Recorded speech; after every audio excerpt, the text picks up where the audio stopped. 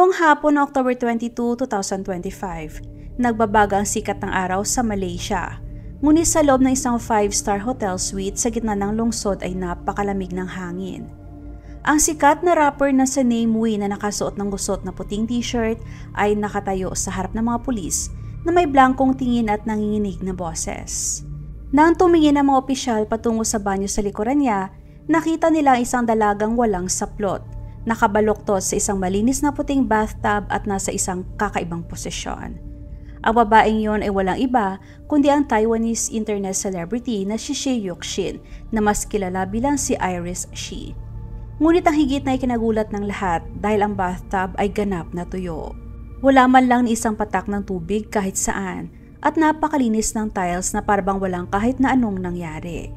Matapos pansamantalang ma-detain para sa medical examination, lumabas sa toxicology results na may 4 na klase ng ipinagbabawal na substance sa katawan ni Name Wee.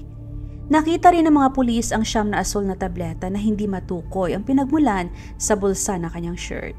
Nang tanungin kung ano ang nangyari, iginiit ni Name Wee na nag-uusap lamang daw sila ni Iris tungkol sa trabaho at bigla rin itong kinitil ang sarili habang naliligo. Sinabi niyang sinusubukan niyang itong iligtas, ngunit nauwi raw sa wala ang lahat ng kanyang pagsisikap. Gayunpaman, may mga tanong na hindi maaalis. Bakit naman kakailanganin ng droga para lamang sa isang business meeting? At paano biglang titigil ang tibok ng puso ng isang bata malusog na babae ng biglaan? Si Iris ay ipinanganak noong 1993 sa Taiwan. Mula nang siya ay sinilang, ang kanyang inosenteng ganda at kaakit-akit na pangangatawan ang naging dahilan para siya mabilis na mapansin ng karamihan. Dahil dito at sa kanyang walang sawang pagsusumikap, natanggap siya sa Department of Nursing ng Central Taiwan University of Science and Technology na lubos niyong alam na hindi magiging madali ang landas na naghihintay sa kanya. Pagkatapos ng kanyang pag-aaral, agad na nagsimula magtrabaho si Iris sa isang ospital, kung saan nakilala siya bilang isang masipag at dedikadong nurse. Lagi siyang nakangiti at buong puso niyang inaalagaan ang kanyang mga pasyente at matyaga niyang pinakikinggan ang bawat alalahanin nila. Ang kanyang pagiging masikaso at professional ay nagdala sa kanya ng paghanga mula sa kanyang mga katrabaho, habang ang mga pamilya ng pasyente ay buong lambing siyang tinatawag na ang pinakamagandang nurse. Sa labas ng trabaho, nag-explore si Iris ng fashion.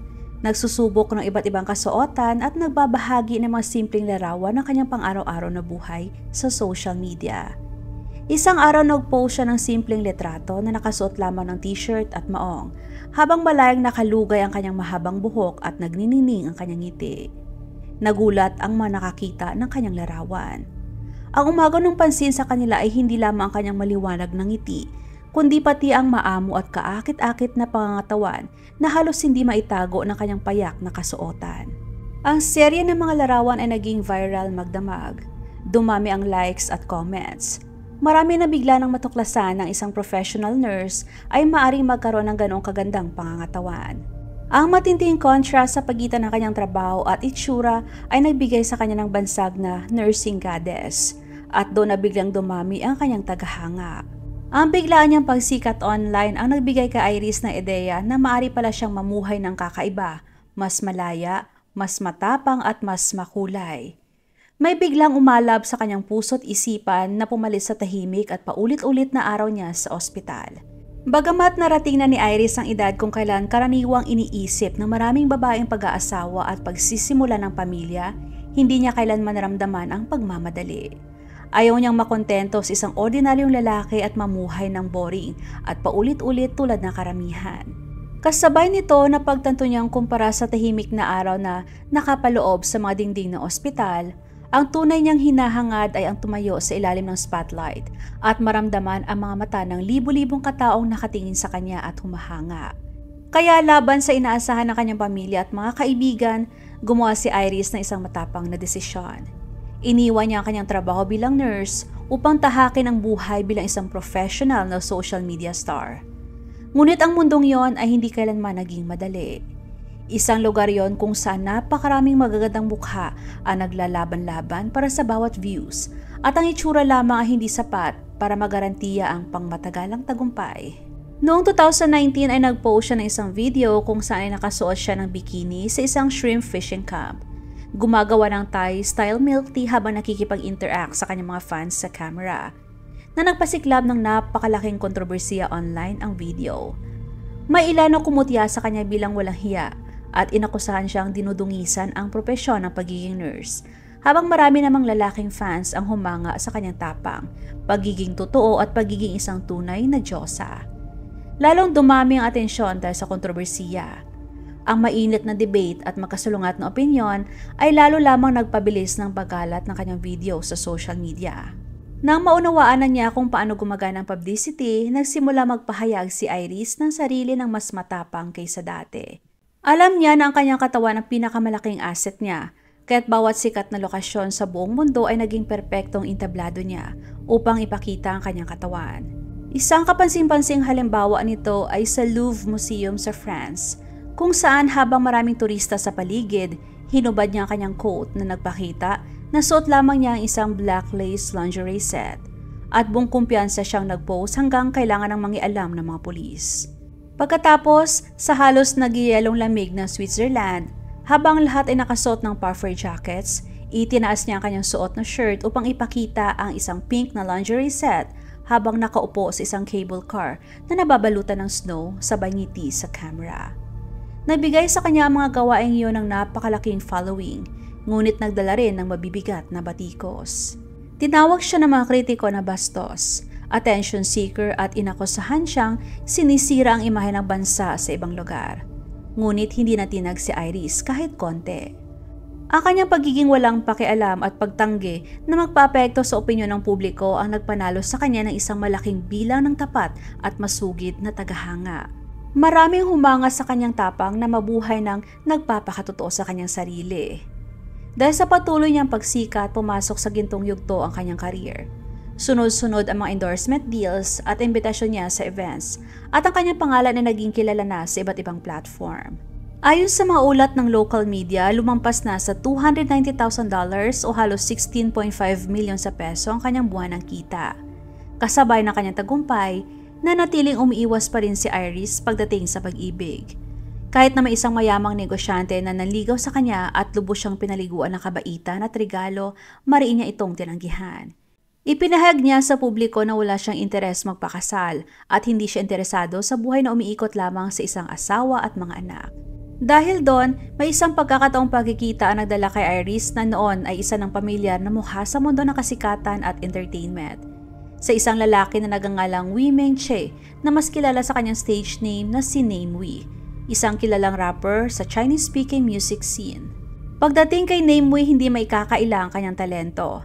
Ang kanyang hit song na Stranger in the North na isang collaboration kasama si Wang Lihong ay nananatiling isa sa pinakamahalagang awitin na nagpasika sa kanyang career. Pagpapatuloy sa tagumpay na yon, noong 2007, naglabas siya ng isang controversial na kanta na pinamagatang Nigara Kuku na tumutulisa sa sistema ng pamahalaan at kalagayang politikal ng Malaysia. Dahil sa kantang yon, naglabas ang pamahalaan ng Malaysia ng warrant of arrest laban kay Name Wei na nagsasabing nilabag nito ang pambansang batas. Dahil sa insidenteng yon, sumikat si Name Wei at nakilala siya bilang isang matapang magsalita na artist. Isang estilo na naging tatak ng kanyang mga gawa sa mga sumunod na taon.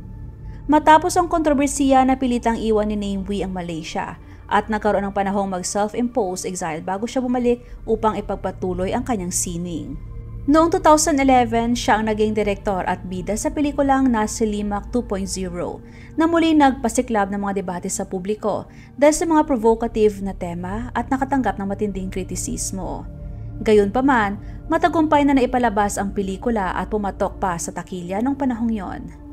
Sa kabila ng mga kontrobersiya, patuloy na iginiit ni Name Wei ang kalayaan sa paglikha. Naniniwala siyang hindi dapat nililimitahan ang sining. Ngunit dahil sa kanyang paninindigan, inilista siya ng mga otoridad bilang blacklisted at patuloy na isinailalim sa censorship. Noong 2019, ang kanyang planadong New Year's Eve concert sa Kuala Lumpur ay biglang kinansela ng walang abiso. Pagkatapos, noong 2024 naman, ang kanyang single na Descendants of the Dragon ay nagpasiklab muli ng kontrobersiya matapos akusahan ng mga otoridad sa China na tinutulisan nito ang pambansang pamunuan. Dahilan upang ipagbawal siya sa maraming platform at lagyan ng etiketa bilang isang artista na may masamang record. Sa kalaunan nang tanungin siya sa himpilan ng mga pulis sa Malaysia, sinabi ni Namewee na sila ni Iris ang nagkita lamang para sa professional na dahilan. Ninais ni Iris na palawakin ang kanyang impluwensya sa buong Southeast Asian market at magdaos ng isang event na makakaagaw ng pansin, kaya nilapitan niya si Namewee, isang tao na eksaktong alam kung paano makaakit ng atensyon ng publiko. Agad na nagkasundo ang dalawa at nagsimulang maghanda para sa isang collaborative na video project. Para kay Iris, ang pagtatrabaho kasama isang controversial na personalidad ay maaaring magtulak sa kanyang kasikatan sa mas mataas na antas. At para kay Namewee, ang pakikipag-partner sa kaakit-akit na nursing goddess ay nangangakong muling buhayin ang kanyang imahe at kasikatan sa publiko. Ngunit maaaring hindi inaasahan ni Iris ang buong sitwasyon. Ang lalaking nasa harap niya ay kilala sa kanyang mga provocative at pasiklab na mga ideya. Para sa kanya, kahit ang munting gulo ay sapat na para pasiklabin ang kanyang pangalan sa social media. At sa mga nagdaang taon, ang kanyang pagiging mapanganib ay lumampas na sa hangganan. Umabot sa rurok ang kanyang pagiging sutil noong April 1, 2024 nang maglabas ang management company ni Namewee na isang obituary announcement na nagsasabing pumanaw na ang rapper. Bagamat hindi pa ito nakumpirma, mabilis na kumalat ang balita sa mga pangunahing media outlet. Para maging mas kapani-paniwala, inayayahan ng kanyang studio ang kanyang mga magulang na dumalo sa tinaguriang memorial service. Ngunit kalaunan ay binunyag ni Namewee na bahagi lamang iyon ng isang living farewell ceremony, isang stunt na nagdulot ng galit online, kung saan maraming nag-akusa sa kanya na sobra na ang kanyang pagpapapansin. Sa katotohanan, kapag sinuri ang pamamaraan ni Namewee sa pagkuha ng atensyon, malinaw na si Iris ay may kahalintulad na pag-iisip. Pareho silang walang takot, pareho silang umaasa sa pagtulak ng mga hangganan. Kaya na magtagpo ang dalawang matapang na personalidad, nagbunga ang kanilang collaboration sa isang hindi inaasahang pasabog at yak na hindi sila nabigo. Nito lamang October 20, 2025, mag-isang lumipad si Iris mula sa Taiwan papuntang Kuala Lumpur. Nag-post pa siya sa social media pagdating niya na masaya at puno ng excitement. Pagdating sa Malaysia, nag-check-in siya sa isang marangyang 5-star hotel sa Kuala Lumpur. Sa itinakdang oras dumating si Namewee sa kanyang suite. Ipanaliwanag na naroon siya upang pag-usapan ang mga plano sa pag-film. Sa simula, lahat ay mukhang professional. Ipinakita ni Iris ang kanyang mga malikhaing ideya, habang si Namewee naman ay nakikinig at tumutugon ng maayos. Pagdating ng gabi, nagsimulang magbagong atmosphere sa loob ng kwarto. Isa sa kanila ang nagmungkahi na uminom na ilang inumin upang mag-relax, ngunit hindi lamang bote ang nabuksan nung gabing yon. May isang maliit at delikadong kahon ang inilabas din. Batay sa investigasyon ng pulis, natuklasan na matagal nang gumagamit ng droga si Namewee, 4 na uri ng ipinagbabawal na substance na natagpuan sa kanyang katawan.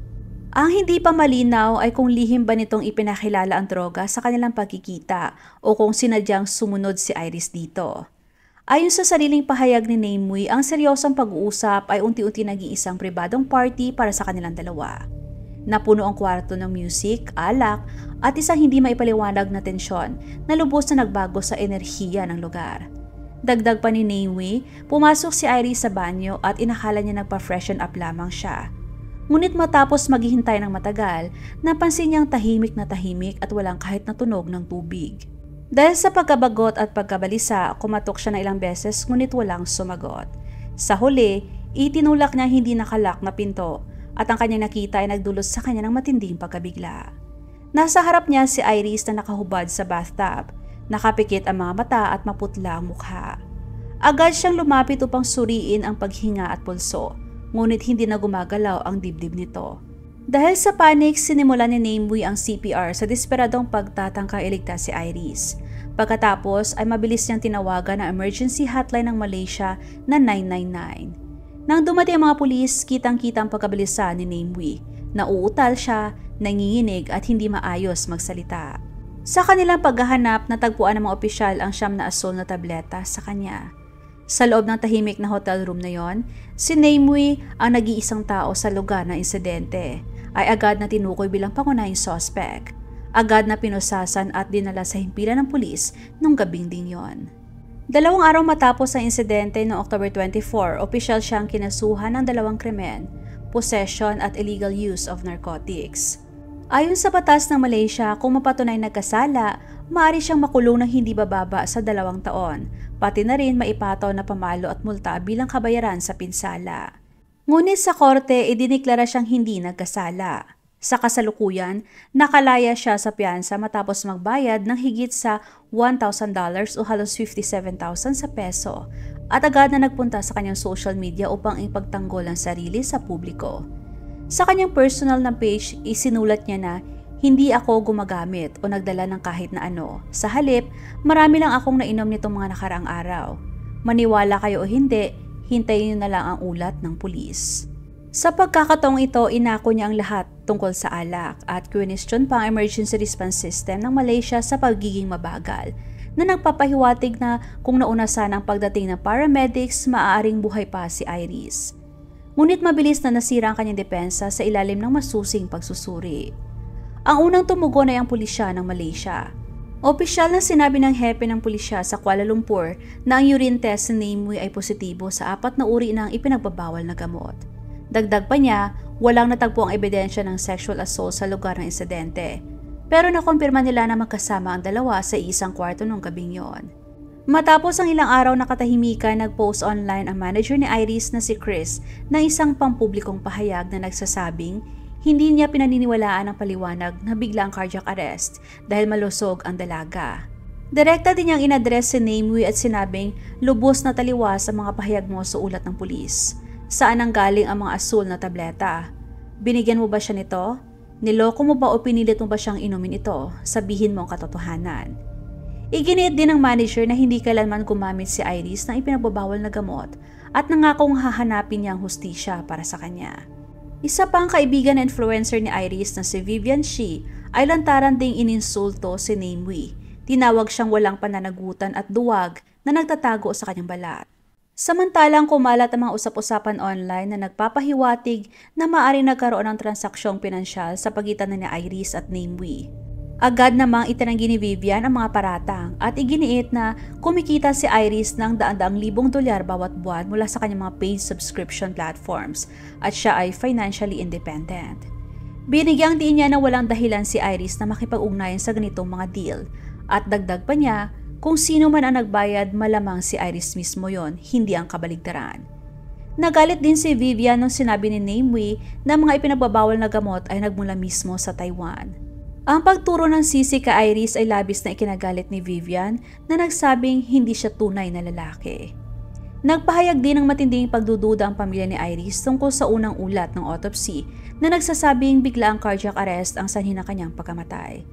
Sinabi nila na hindi makatwiran para sa isang batang malusog na bihirang magkasakit na mamatay dahil sa cardiac arrest nang walang anumang babala. Hindi doon nagtapos ang kwento. Di nagtagal, lumitaw ang iba't ibang magkasalungat na teorya tungkol sa kaso. Ayon sa panig ni Namewee, isa lamang itong aksidente.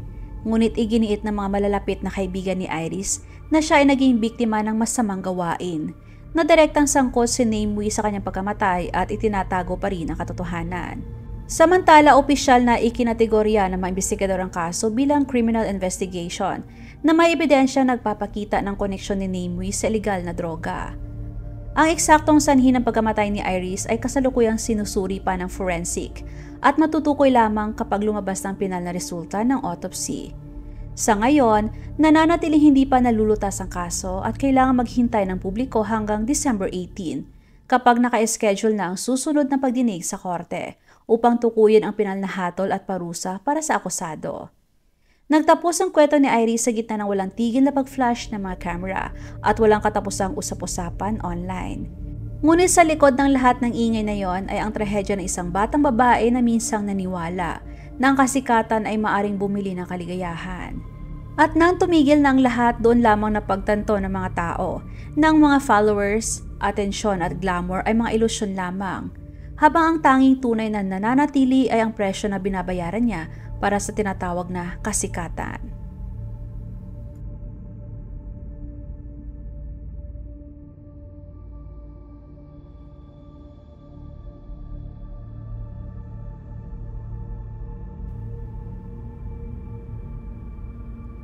Huwag magatubiling ibahagi inyong mga saloobin at komento. And please huwag kalimutang mag-like and subscribe sa aking channel kung hindi mo pa nagagawa. Magkita-kita tayo ulit sa aking susunod na video. Maraming salamat!